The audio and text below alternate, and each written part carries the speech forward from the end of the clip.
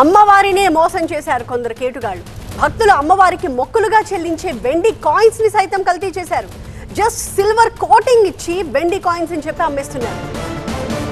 జమ్మూ కాశ్మీర్లోని వైష్ణోదేవి ఆలయంలో వెలుగు చూసిన నయా మోసం ఇది. కానుకల రూపంలో నకిలీ వెండి ఆభరణాలను విక్రయిస్తున్నారు అక్కడి వ్యాపారులు.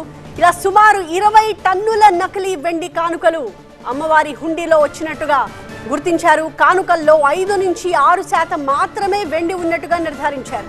సిల్వర్ కోటింగ్ వేసున్న కాయిన్స్ ని భక్తులకు అక్కడి వ్యాపారులు అంటగడుతూ ఉన్నారు. అయితే అవే నిజమైన వెండి అనుకుని వాటిని కొని ఆలయంలో భక్తులు కానుకలుగా సమర్పిస్తూ ఉన్నారు. వెండితో ఆలయ ఆదాయం 550 కోట్లు వస్తుంది అని అంచనా వేశారు ఆలయ సిబ్బంది. కానీ కేవలం 30 కోట్లే రావడంతో వాళ్ళు ఒక్కసారిగా షాక్కి గురయ్యారు. పవిత్ర ఆలయంలో జరుగుతున్న ఈ మోసంపై అధికారులు విస్మయం వ్యక్తం చేశారు. జమ్మూలోని త్రికూట పర్వతాలపై ఉన్న కత్రాలో ఉంటుంది ప్రసిద్ధ వైష్ణోదేవి ఆలయం. ఇక్కడి అమ్మవారికి వెండి నాణ్యాలని సమర్పిస్తే కోరిన కోరికలు తీరుతాయని భక్తుల అపార విశ్వాసం. ఆ నమ్మకాన్ని వ్యాపారంగా మలుచుకున్నారు చుట్టుపక్కల వ్యాపారస్తులు.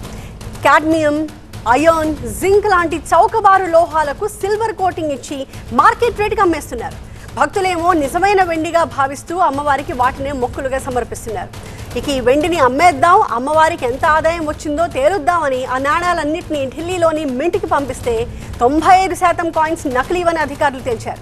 స్థానికంగా వెండి అమ్మే దుకాణాల్లోనే ఈ మోసం జరిగి ఉంటుందని భావిస్తూ ఎంక్వైరీ మొదలుపెట్టారు.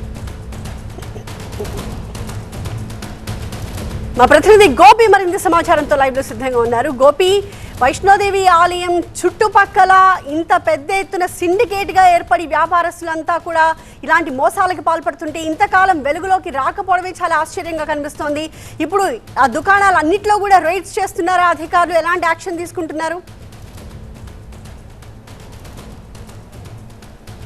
ఎస్, ఖచ్చితంగా ముఖ్యంగా కాదేది కల్తీకి అనర్హం అన్నట్లుగా తయారైపోయింది సమాజం. ఇప్పటి వరకు ప్రజల్ని కల్తీ వస్తువులతో మోసం చేసే వ్యాపారులు ఇప్పుడు సాక్షాత్తు భగవంతుణ్ణి, దేవతనే ముఖ్యంగా కల్తీ కానుకలతో మోసం చేసే స్థాయికి ఎదిగిపోయారన్నట్లుగా ప్రస్తుత పరిస్థితి వెలుగులోకి వచ్చింది. కట్రా వైష్ణోదేవి ఆలయంలో నకిలీ కానుకలతో ముఖ్యంగా వెండి పూత పూసిన ఐరన్, జింక్, కాడ్మియం లాంటి లోహాలకు వెండి పూత పూసి వాటిని భక్తులకు అంటగట్టి వాటి ద్వారా ముఖ్యంగా కానుకలు ఇప్పించే విధంగా పరిస్థితి తయారైంది. సుమారు 500 కోట్ల వరకు ఆదాయం వస్తుంది అనుకుంటే 20 టన్నులకు సంబంధించిన వెండి ముఖ్యంగా మింట్కి పంపించిన తర్వాత దాన్ని టెస్ట్ చేస్తే అందులో పూర్తి స్వచ్ఛమైన వెండి లేదు. అందులో కాడ్మియం, జింక్, ఐరన్ లాంటి లోహాలకు వెండి పూత పూసి ముఖ్యంగా వీటిని భక్తులకు అంటగట్టినట్లుగా గుర్తించడం జరిగింది. ప్రస్తుతం వ్యాపారులపైన, స్థానిక వ్యాపారులపైన ఇంకా చర్యలు ప్రారంభించలేదు. ఖచ్చితంగా దీనికి సంబంధించి లెఫ్టినెంట్ గవర్నర్ ఆధ్వర్యంలో ముఖ్యంగా జమ్మూ కాశ్మీర్లో పరిపాలనా విభాగం ఉంటుంది కాబట్టి లెఫ్టినెంట్ గవర్నర్ దీనికి సంబంధించి నిర్ణయం తీసుకోవాల్సి ఉంటుంది.